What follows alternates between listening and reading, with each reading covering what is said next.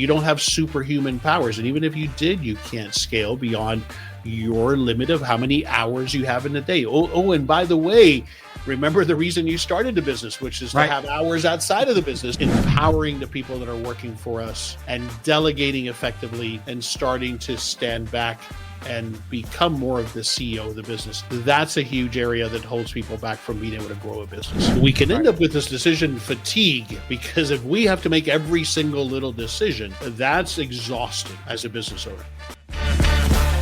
Welcome to the Franchise Freedom Podcast, where you can escape the corporate trap through franchise ownership. Here's your host, Giuseppe Grammatico, the Franchise Guide. Okay, and welcome back to the Franchise Freedom Podcast. I'm your host, Giuseppe Grammatico, your franchise guide, and we have part 2 of our series with my good friend, Henry Lopez. We're going to be talking about existing business ownership and what to look for. So, Henry, thanks for coming back on the show. It feels like ages since we've spoken.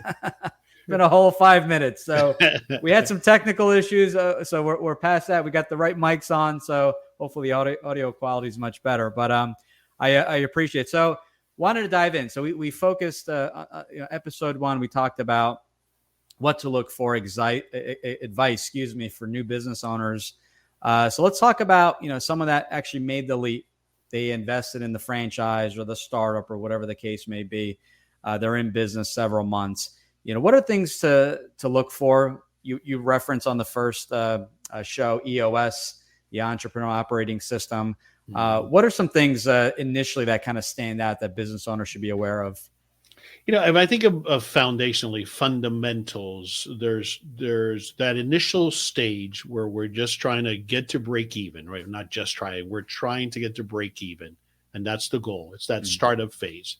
And for most small business owners, that hopefully happens within the first 12 months, maybe within the 6 months. Every business is different, somewhere in there. Once we get past that and we survive that, fantastic. Now we get into really running the business and growing the business, scaling it over time. So there's 2 big things that come into play, 2 big impediments that I see that we can talk about. One is us getting out of our own way. Now, there are exceptions. There are businesses where you will continue as a solopreneur for, forever, perhaps. Maybe you want to be it that way. Maybe, a CPA who just wants to practice he or she by themselves, or a bookkeeper or an electrician or whatever. Nothing wrong with that. But for most of us as small business owners, we talked about in the first episode about that independence, being able to have time.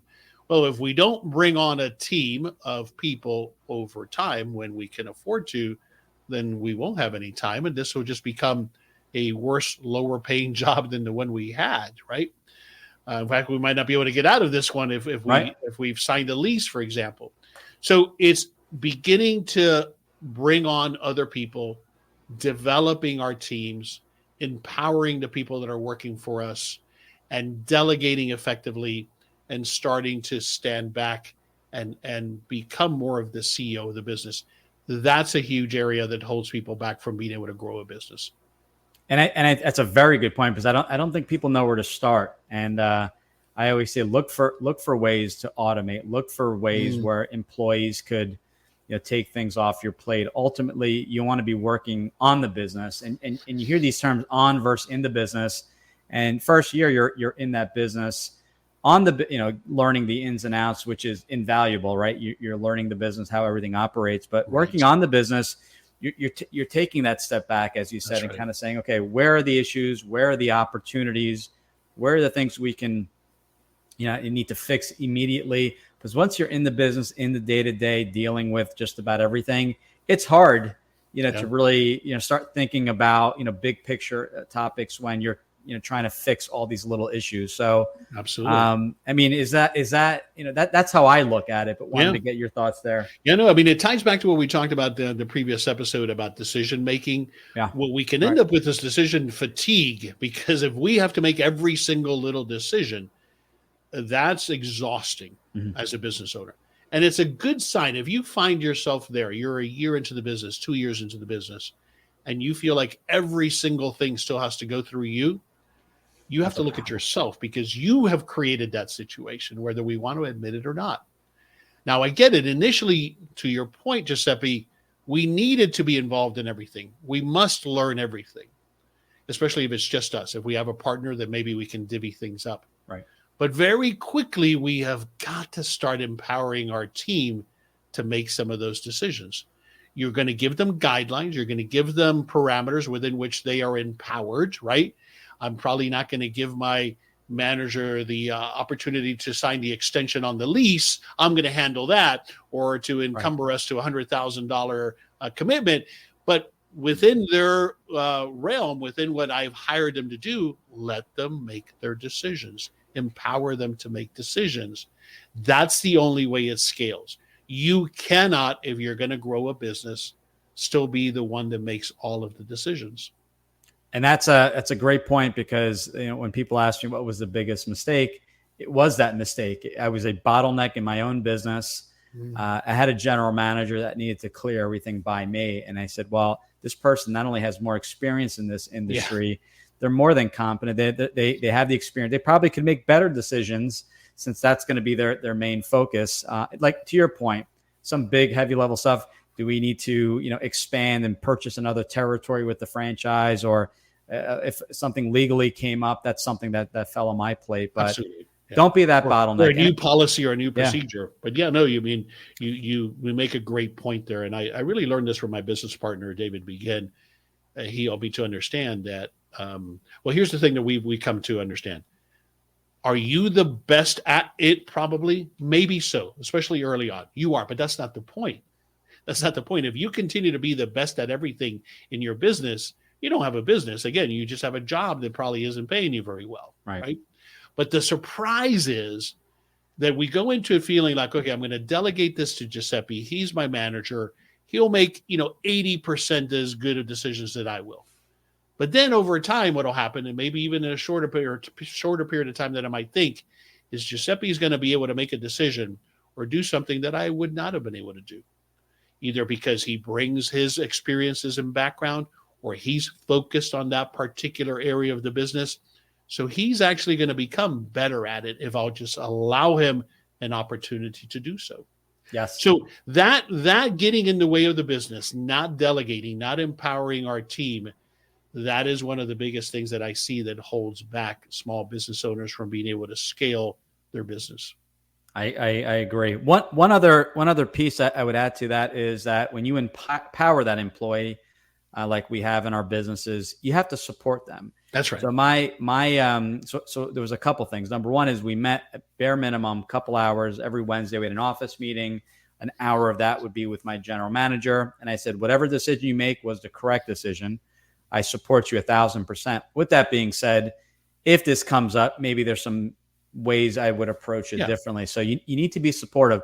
But secondly, I was setting them up in many cases for failure in making incorrect decisions. And people are like, well, why would you even say that? It's for a manager, for that key employee to make certain decisions, they have to have access. Yeah. So if they don't have access to your books, to the bookkeeping, financially, maybe business-wise, they make decision A, but then when they look at the financial effect on the business, it would have been option B. So giving them access to the financials. And what I did was I would give full access. We would do monthly profit and loss. But with that monthly profit and loss, I said, you know what, we're going to give you what we call phantom equity. I think I learned this from EOS and Gino Wickman's book, Traction.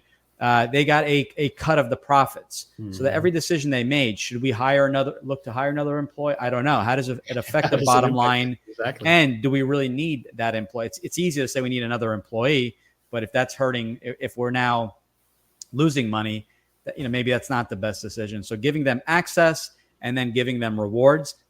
Another mistake I did, annual, bonuses. That's the wrong approach. You got to do that quarterly. It's got to be consistent. People can't wait till the end of the year to cross their fingers on a bonus. So this is a big topic. I talk about this almost every single day with people, and definitely something to really consider. And as a business owner, and I want to talk about kind of roles and things like that, you start figuring out the roles that you enjoy. Maybe you do like a customer service aspect, and maybe that's not on the phone all day, but you're going out visiting one customer a week. Exactly. So talk to us about role. We want this business to be sustainable. Yeah. We don't want to get burnt out doing the things we don't enjoy doing. So what are your thoughts on sustainability of the business and just kind of your role in the business, when to start backing off and hiring maybe that general manager to replace you? Sure. I mean, obviously, the financials have to dictate that, to the point that you alluded. I Right. have to be able to afford that. Although sometimes I have to look at it as an investment to bringing on people, right? Because sometimes if I keep waiting for the numbers to justify it, I might not get there. And yet it's an opportunity cost. If I did bring on this person and that freed me up to do what I love to do, which is to go sell, well, now I have an opportunity to go do that versus where I was bogged down delivering or taking care of whatever else.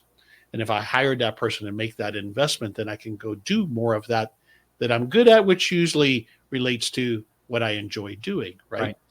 But specifically then furthermore on roles, Giuseppe, that's a key point about having clearly defined roles.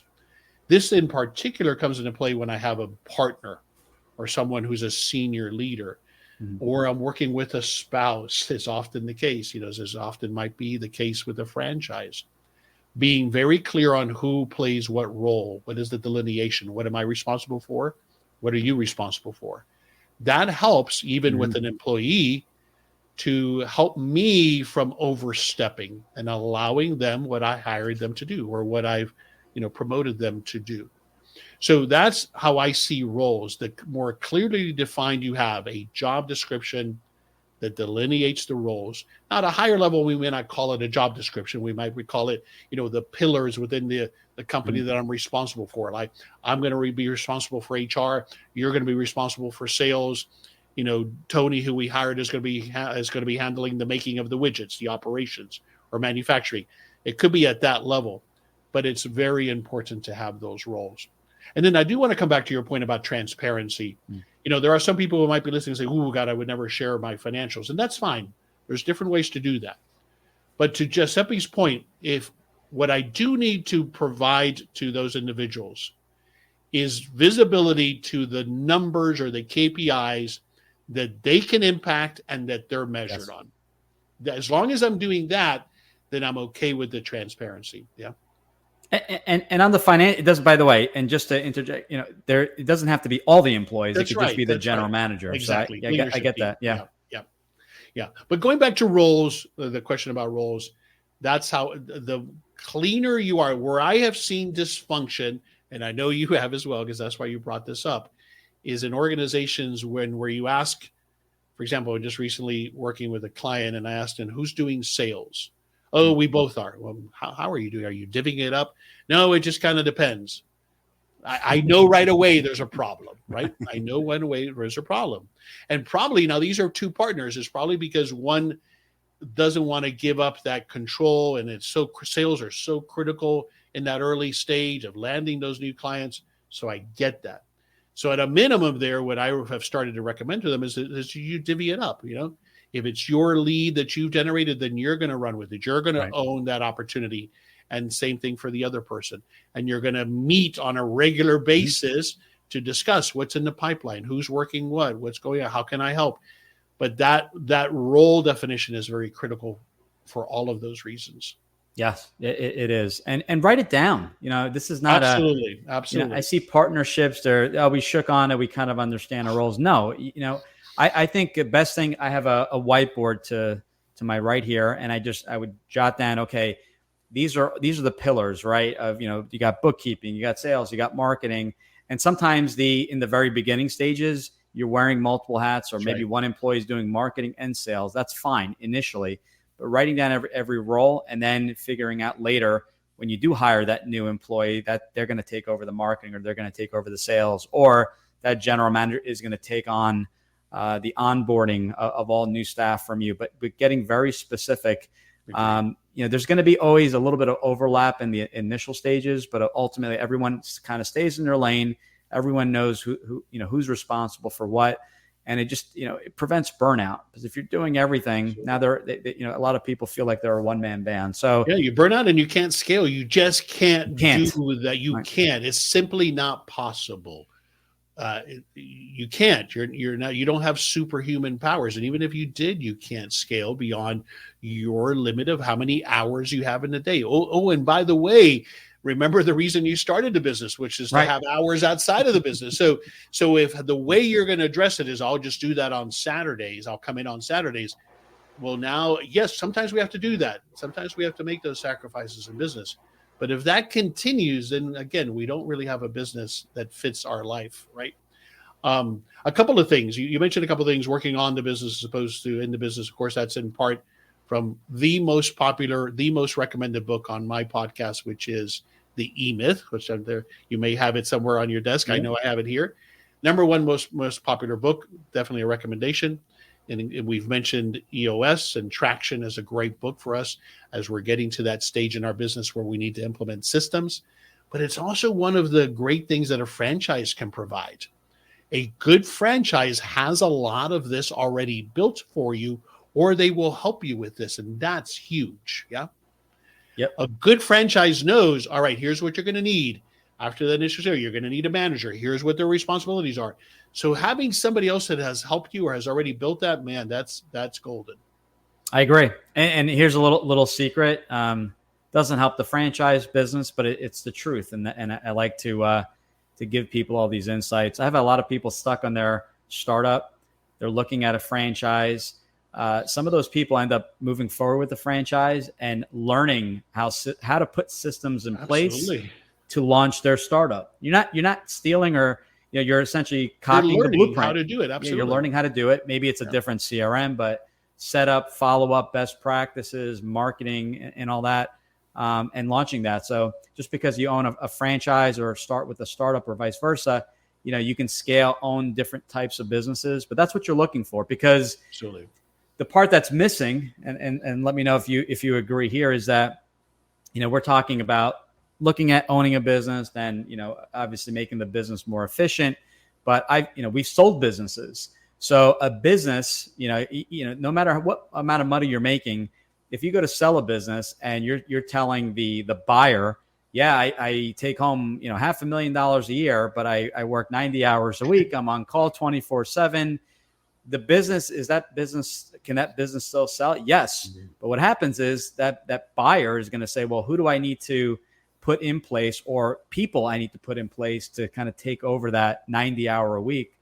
And they'll extremely cut back on the valuation of that business, because, really you're inflating, really the take home pay, because you're putting in all these hours. So that's right. I see that as well when you actually have the experience of selling a business. So, I always say, when do you start preparing to sell your business? And that's always day one. Day one. You want to be aware and put those systems in place.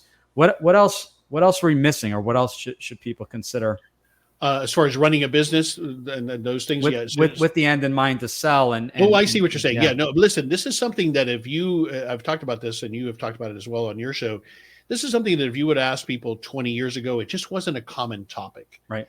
I think we've become so much more enlightened now with the thinking that we must have an exit strategy in mind. I think it's because the thinking used to be perhaps that I'm going to start this business, I'm going to own it forever, I'm going to pass it to my kids. Right. And maybe that happens. That's great. But even if that's the plan, you need to have a plan for exit, because sometimes it's not a voluntary exit, right? Right. I mean, if something happens to me significantly health-wise, can somebody pick up the pieces, or is the business done? So what have I left for my family then, right? So if it's nothing more than succession planning, but to your point, if we start a business with an end in mind of some exit, we will build it such that we separate ourselves from it depending on us day to day. It's a level of owner independence that must be there, even if you never sell the business. I love that. That's exactly right. And that's the thing. You don't have to sell the business per se. We're talking about kind of just planning and what to look for. But that's really it. That vehicle is something where it's not dependent on you. How do you, if it's dependent on you, how do you have time freedom when you can't travel because you're tied to the business? So, and we see so many people like that, right? I know I see them. Unfortunately, they're 20 years, 30 years into the business, and their wives have come to accept it, or their family members they don't take long vacations. They can't. The business depends on them. Right. And so, okay, that's fine. It's paid the bills. It's great. That's fantastic. But boy, that's not what you want. I assure you, that's not what you want longer term. Yeah.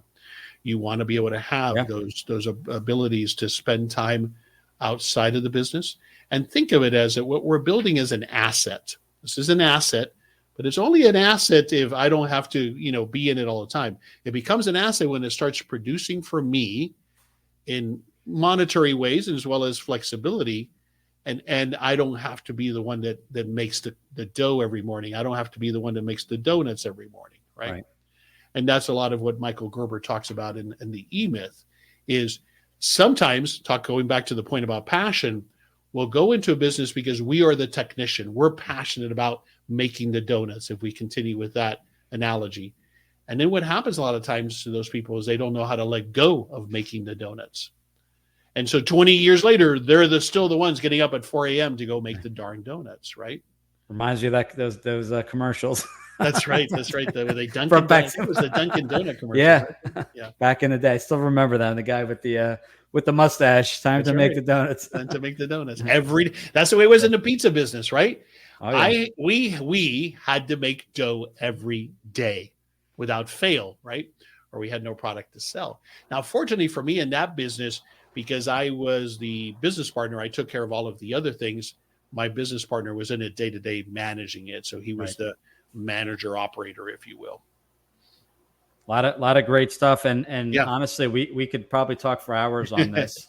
How can people reach you, and who is kind of the ideal person if they want some additional information, some help, whether they be kind of looking to start a business or in the business already? What's the best route? Yeah, thank you. So thehowabusiness.com is the place to go. So at thehowabusiness.com, you'll find everything about me, including the podcast. So like Giuseppe, I have a free podcast as well. And so that's a resource for you that doesn't require any other obligation, just to listen and take action. Like when you listen to Giuseppe's episodes, right? I've had Giuseppe on my show several times. So that's there as a free resource. And then if you feel it's a fit, and I'm looking for people that I can work with who are coachable, who are willing to take input. It's not that you're going to do everything I say. That's not what a coach does anyway. A coach helps you ask the right questions.